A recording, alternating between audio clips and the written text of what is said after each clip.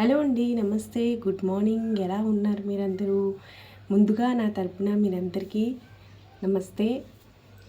ఇంతకు ముందు వీడియోలో నేను ఏమన్నానంటే, మేము గుంటూరు జిల్లా నుండి మచిలీపట్నం ఎందుకు షిఫ్ట్ అయిపోయాము, మచిలీపట్నం వచ్చిన తర్వాత మా ఫ్యామిలీ లైఫ్ ఎలాగుంది, డాడీ బిజినెస్ ఎలాగుంది అనేసి నేను ఆ వీడియో చెప్పానన్నమాట. ఆ వీడియో ఎవరైనా చూడకపోతే తప్పకుండా వెళ్ళి చూడండి, లైక్ చేయండి, షేర్ చేయండి. మా ఛానల్ని సబ్స్క్రైబ్ చేయకపోతే ప్లీజ్ సబ్స్క్రైబ్ చేయండి.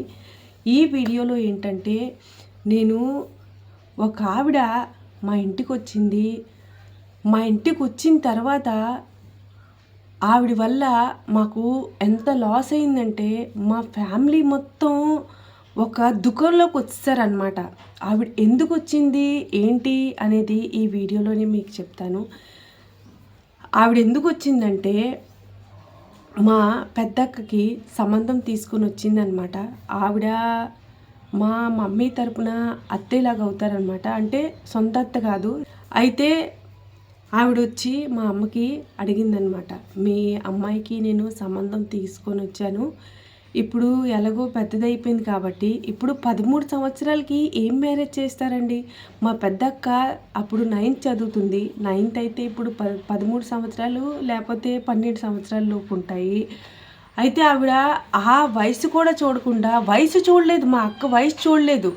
ఆవిడికి మా దగ్గర ఏంటంటే డాడీ బిజినెస్ కూడా బాగుంది, వీళ్ళ ఇంటి ప్రవర్తన కూడా మొత్తం బాగానే ఉంది, వీళ్ళకి ఏమీ ఇబ్బంది లేదు, వీళ్ళ ఇంట్లోని వీళ్ళ ఆడపిల్లలు కూడా బాగుంటారు అనేసి ఆవిడ ఒక ఇదిలాగా మా ఇంటికి ఆవిడ వచ్చిన తర్వాత డాడీ అయితే చెప్పేశారు, మా అమ్మాయి ఇప్పుడు చిన్న వయసు, నేను చేయను పెళ్ళి, ఎందుకంటే మా అమ్మాయి ఇప్పుడు 10th కూడా అవ్వలేదు, తంది 18 సంవత్సరాలు కూడా రాలేదు, ఇప్పుడు నేను మ్యారేజ్ చేయను, కొన్ని సంవత్సరాలు ఆగిపోయింది, తర్వాత నేను చెప్తాననేసి అంటే ఆవిడ 2-3 నెలల వరకు అయితే మా ఇల్లు అయితే వదలలేదండి.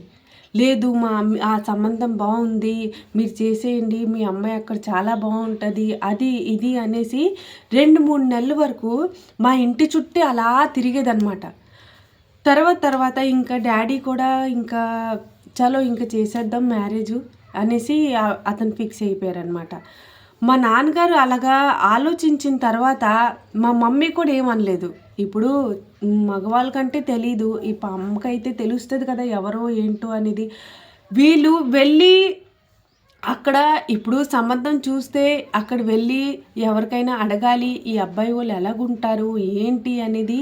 మా మమ్మీ డాడీ తప్పు చేసింది అదే. కనీసం అక్కడ చుట్టుపక్కల వాళ్ళు కూడా అడగలేదు, ఆ అబ్బాయి ఏం చేస్తాడు అనేసి ఒక్క విషయం అడిగారు. ఈ ఫ్యామిలీ ఎలాంటిది, వీళ్ళు ఎలా చూస్తారు, వాళ్ళ మమ్మీ ఎలా చూస్తుంది ఏంటి అనేది ఒక్క విషయం కూడా ఎవ్వరికి అక్కడ అడగలేదు. అంటే వాళ్ళకి భరోసా ఏంటంటే, ఆవిడొచ్చి మా ఇంటికి సంబంధం ఇప్పుడు అత్తయ్య కాబట్టి అంత ఇదిగా అయితే చేయదు, ఇప్పుడు ఏదో వాళ్ళది మొత్తం తెలుసు కాబట్టే ఆవిడ సంబంధం తీసుకొస్తుంది అనేసి వాళ్ళకు ఒక భరోసా ఉండేదన్నమాట. తర్వాత ఇప్పుడు మ్యారేజ్ ఫిక్స్ అయిపోయిన తర్వాత మా పెద్దక్క అయితే చాలా ఏడిసింది. ఎందుకంటే డాడీ మీరు నాకు చిన్నతనంలో చేసేస్తున్నారు, నా 10th కూడా పూర్తవలేదు, మీరు చిన్నతనంలో మ్యారేజ్ చేసేస్తున్నారు, ఇప్పుడు నేను చేసుకోను అనేసి చాలా అంటే చాలా ఏడిసిందనమాట. తర్వాత ఎందుకంటే మా డాడీ దగ్గర డబ్బు ఉంది కాబట్టి ఆవిడ మా ఇల్లు అయితే వదలలేదు. లేదు ఈ అమ్మాయికి, ఎందుకంటే ఆవిడకి కూడా కొంచెం మధ్యలో కమిషన్ ఉంటుంది కాబట్టి. ఆవిడైతే ఇప్పుడు ప్రపంచంలో లేదు, కానీ దుఃఖం కాబట్టి ఇప్పుడు మా పెద్దక్క, నేను అక్కడ ఆంధ్రాలో ఉండేటప్పుడు అప్పుడు వరకు తనకి ఇబ్బందులే ఆ లైఫ్లో ఉండేవి. ఇప్పుడైతే నాకు తెలీదు, ఇప్పుడు కూడా ఉన్నాయేమో నాకైతే తెలీదు, ఇప్పుడు నేను మాట్లాడట్లేదు కాబట్టి. తరువాత ఆవిడ అక్కడికి వెళ్ళి మా ఫ్యామిలీ మొత్తం వాళ్ళు మా ఇంటికి వచ్చారు, పెళ్ళి కొడుకోలు మా అమ్మాలు అక్కడ వెళ్ళారు. అప్పుడు పెళ్ళయ్యేంత వరకు మొత్తం బాగానే ఉందండి, పెళ్ళి చేస్తారు మొత్తం బాగానే ఉంది. పెళ్ళైపోయిన తర్వాత అక్కడి నుంచి ఒక ఆడపిల్లకి కష్టాలు స్టార్ట్ అవుతాయి కాబట్టి మా పెద్దక్క అయితే పెళ్ళైన నెల 15 రోజులు అలాగా అక్కడ ఉంది. నెల 15 రోజుల తర్వాత తనకి టార్చర్ స్టార్ట్ అయిపోయింది.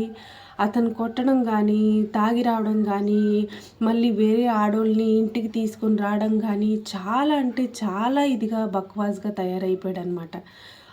మందు తాగడం కానీ, ఇప్పుడు అక్క అయితే చిన్నపిల్ల కాబట్టండి, ఇప్పుడు 13, 14 సంవత్సరాలకి ఈ అమ్మాయికి ఏం తెలుస్తుంది? మా ఇంట్లో ఏంటంటే ఎవరితో అయినా ఫ్రెండ్స్తో తిరగడం కానీ, లేకపోతే ఫ్రెండ్స్తో వాళ్ళ ఇంటికి వెళ్ళి కూర్చోవడం కానీ మా నలుగురికి మా అమ్మ అలాగా అలవాటు చేయలేదన్నమాట. ఇంట్లో అంటే స్కూల్కి వెళ్ళాలి, చదువుకోవాలి, బస్ ఇంటికి రావాలి, ఇదే మాకు తెలుసు అనమాట. తర్వాత అలా మ్యారేజ్ చేసిన తర్వాత తన నెల 15 రోజుల తర్వాత ఆవిడ మా అక్క ఇంటికి వచ్చి ఇంకా ఒకటే చెప్పింది, నేను ఆ ఇంటికి వెళ్ళను, ఆడి నాకు ఇలా చేస్తున్నాడు, కొడుతున్నాడు, ఇలా చేస్తున్నాడు, మీరు అడగట్లేదు, అది ఇది అనేసి. మా అక్క ఇంటికి వచ్చి కూర్చున్న తర్వాత డాడీకి చాలా అంటే చాలా మళ్ళీ ఆరోగ్యం పాడైపోయింది. ఎందుకంటే ఒక ఇదిలాగా వచ్చిందనమాట అతనికి మైండ్లోని, మా అమ్మాయి జీవితం ఇంత ఇప్పుడు మధ్యలో సంబంధం చూసిన ఆవిడ పెళ్లి చేసినంత వరకు ఆవిడ ఒకటే అన్నది, ఇప్పుడు మీకు తెలుస్తుంది కదా, ముందు ఆ అబ్బాయి వాళ్ళు ఎలాగో ఏంటి అనేది నీకు తెలుసు కదా, నువ్వు ఎన్నో సంవత్సరాల నుంచి నువ్వు పరిచయం ఉంది అనేసి అంటున్నావు, నీకు తెలుస్తుంది కదా వాళ్ళు ఎలాంటి వాళ్ళు ఏంటి అనేది. తర్వాత మ్యారేజ్ అయిపోయిన తర్వాత సైడ్ అయిపోయింది అనమాట, చెప్పేసింది. ఇప్పుడు నాకైతే తెలీదు ఇది ఇలాటోళ్ళు అనేసి, నాకు తెలీదు, నేను ముందు నుంచి అంటే మాకు పరిచయం ఉండేది, ఇప్పుడు వీళ్ళు ఇలాటోళ్ళు అనేది నాకు తెలుసు అంటే ఆవిడకి సంబంధం కుదిరిపోయింది, మధ్యలో కమిషన్ వచ్చింది, అక్కడి నుంచి సైడ్ అయిపోయింది అనమాట. తర్వాత మా అక్క ఇంటికి వచ్చి అలా కూర్చున్న తర్వాత ఒక సంవత్సరం వరకు వదిలేశాడనమాట. సంవత్సరం వరకు వదిలేశాడు. మా అక్క సంవత్సరం వరకు చూసింది, వస్తాడేమో నాకు తీసుకెళ్తాడేమో అనేసి సంవత్సరం వరకు చూసి తర్వాత ఇంకా మా అమ్మే పట్టుపెట్టింది. ఎందుకంటే నీకు కట్నం ఇచ్చాము, డబ్బు ఇచ్చాము, అన్నీ చూసాము, తర్వాత కూడా నువ్వు మా అమ్మాయిని వచ్చి తీసుకెళ్ళట్లేదు కదా అనేసి. తర్వాత ఆవిడ మా అమ్మ వెళ్ళి అక్కడికి వెళ్ళి మాట్లాడిన తర్వాత పోలీసులు కేసులు అయిన తర్వాత మా డాడీకి అయితే చాలా అంటే చాలా ఆరోగ్యం పాడైపోయింది. ఇప్పుడు ఇంట్లో కూడా అంత బాగుండే ఫ్యామిలీ తినడానికి కూడా మాకు కనీసం తినడానికి కూడా మాకు ఇది లేకపోయాయి. అసలు డబ్బు ₹1 కూడా ఇంట్లో ఉండేది కాదనమాట. చుట్టుపక్కల వాళ్ళు ఒకప్పుడు డాడీ గుంటూరు జిల్లాలో ఉండేటప్పుడు ఆరోగ్యం అతను పాడైంది, అప్పుడు అత్తయ్య కానీ మావయ్య కానీ అక్కడ వచ్చి సలహా ఇచ్చారు. ఇక్కడ వచ్చిన తర్వాత మీకు ఇంతకుముందు వీడియోలో చెప్పాను కదా, డబ్బు ఉంటేనే విలువ ఉంటుంది మనిషికి అనేసి. అలాగా మా జీవితంలోని అప్పుడు గుంటూరు జిల్లాలో డబ్బు ఉంది కాబట్టి అప్పుడు విలువ ఉండేది. ఇప్పుడు మచిలీపట్నం వచ్చిన తర్వాత మా అక్క జీవితం అలాగ అయిన తర్వాత అప్పుడు మా ఫ్యామిలీలో అక్కడ ఎవ్వరంటే ఎవ్వరూ అడగలేదన్నమాట. మీరు ఏం తింటున్నారు, ఏం చేస్తున్నారు, ఏంటి అనేది ఎవ్వరూ అడగలేదన్నమాట. మా ఫ్యామిలీకి నిలబెట్టడం కానీ, తినడానికి కానీ, బతకడం కానీ మేము 3 అక్క చెల్లెలమే మేము మా ఇంటికి మేము నిలబెట్టామన్నమాట. అది ఎలాగైందంటే అక్కొచ్చి అలాగా ఇంట్లో సంవత్సరం కూర్చోవడం, డాడీకి ఆరోగ్యం పాడైపోవడం, తర్వాత మా 2వ అక్క, మా 3వ అక్క వాళ్ళిద్దరు చదువు అక్కడి నుంచి స్టాప్ అయిపోయిందనమాట. మా 2వ అక్క అయితే 7వ తరగతి చదివింది, స్టాప్ చేసింది. మా 3వ అక్క అయితే తనకంటే చదువు అంటే మా నలుగురిలో చాలా అంటే చాలా ఇష్టం అనమాట. తన బ్రెయిన్ కానీ చదువులోని తన ఒక ఆలోచన కానీ చాలా ఇదిగా ఉండేదన్నమాట. తను 5వ తరగతి వరకు చదివి అక్కడి నుంచి ఆపేసింది. ఎందుకంటే ఇప్పుడు డాడీకి అయితే ఆరోగ్యం పాడైపోయింది. డాడీకి ఏం జరిగిందంటే ఆలోచించి అతనికి కనీసం మీరు బాత్రూమ్కి వెళ్ళడానికి కూడా అతనికి కష్టంగా ఉండేదన్నమాట.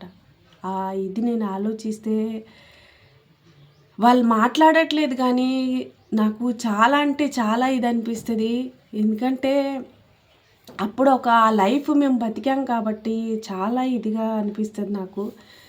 అయితే తర్వాత డాడీకి డాడీకి 6-7 నెలల వరకు పని అక్కడ అతను వెళ్ళలేకపోయేవారు. తర్వాత మా అక్క, మా 2వ అక్క, మా మూడో అక్క వాళ్ళకి ఇప్పుడు పని దొరకాలి. ఇప్పుడు ఇంటి బయట నుంచి అయితే వాళ్ళు వెళ్ళలేకపోయారు. ఎందుకంటే ఆడపిల్లలు కాబట్టి. ఇప్పుడు ఇంటి బయట నుంచి వెళ్తే అందరూ ఏమనుకుంటారు, వీళ్ళకి ఇలాగ అయ్యింది, ఇప్పుడు చూడండి ఇప్పుడు ఆడపిల్లలు బయటికి పంపిస్తున్నారు అనేసి వాళ్ళు బయటికి వెళ్ళలేకపోయారు. ఎందుకంటే ఇప్పుడు చిన్న వయసు, రెండో అక్కకి 12 సంవత్సరాలు అలాగున్నాయి, మూడో అక్కకి 10 సంవత్సరాలు అలాగున్నాయి, నాకైతే 8 సంవత్సరాలు ఉండేవి. తర్వాత ఒక ఆంటీ ఒక మాట చెప్పారనమాట, మీరు ఇప్పుడు ఒక పని చూసుకోండి, మీకే నేను పని ఇస్తాను, మీరు ఇంట్లో గడవడం కానీ మీకు ఏదైనా మీకు హెల్ప్ కావాలని కానీ మీరు నాకు అడగండి, మీకు ఇంట్లో కూర్చున్న పని నీకు ఇప్పిస్తాను, మీకు ఆ పని మీరు చేసుకుంటూ ఒక ఇదిలాగా బతకండి అనేసి ఆవిడ అన్నదన్నమాట. ఆవిడ ఏం పని ఇచ్చింది ఏంటి అనేది మీకు నెక్స్ట్ వీడియోలో చెప్తాను. మా వీడియోస్ ఇంత బాగా ముందుకు పంపిస్తున్నందుకు మీరు చాలా thank you so much. Negative comments అయితే చాలా వస్తాయి. నా ఒక జీవితం మీతో పంచుకోవాలనేసి నేను ఈ వీడియో చేస్తున్నాను అనమాట. వీడియోస్ నేను ఎందుకంటే ఇప్పుడు మేము హిందీలో అయితే మేము అందరికీ నేను ఎక్స్ ముస్లిం నసీమా అనేసి అందరికీ తెలిసింది. తెలుగు ప్రజలకు కూడా తెలియాలి కాబట్టి ఎక్స్ ముస్లిం నసీమా జీవితం ఎలాగుంది ఏంటి అనేసి తెలియాలి కాబట్టి మీకు ఒకటే చెప్తాను, మా వీడియోస్ చూసి మీరు లైక్ చేయాలి, ఖచ్చితంగా షేర్ చేయాలి. ఎందుకంటే ఒక ముస్లిం జీవితం నుంచి ఒక హిందూ ధర్మంలో ఉంటున్నాను కాబట్టి నా జీవితం ముందు ఎలాగుంది ఏంటి అనేది అది కూడా మీకు తెలియాలి కాబట్టి ఈ వీడియో ఇక్కడి వరకే ఉంచుతాం. ఆ ఆంటీ ఎవరు ఏంటి ఏం పని ఇప్పించింది ఆవిడ అనేది మీకు నెక్స్ట్ వీడియోలో చెప్తాను. ఈ వీడియో నచ్చినట్లుగా అయితే లైక్ చేయండి, షేర్ చేయండి. తెలుగు కొంచెం రాకపోతే అడ్జస్ట్ చేయండి, మాటలు కొంచెం మీకు అర్థమైపోయినా కూడా నాకు కమెంట్ చేయండి. కమెంట్ తప్పకుండా చేయండి, నేను తప్పకుండా దానికి నేను ఆన్సర్ చేస్తాను. సరే, అందరికీ నా తరపున జై శ్రీరామ్.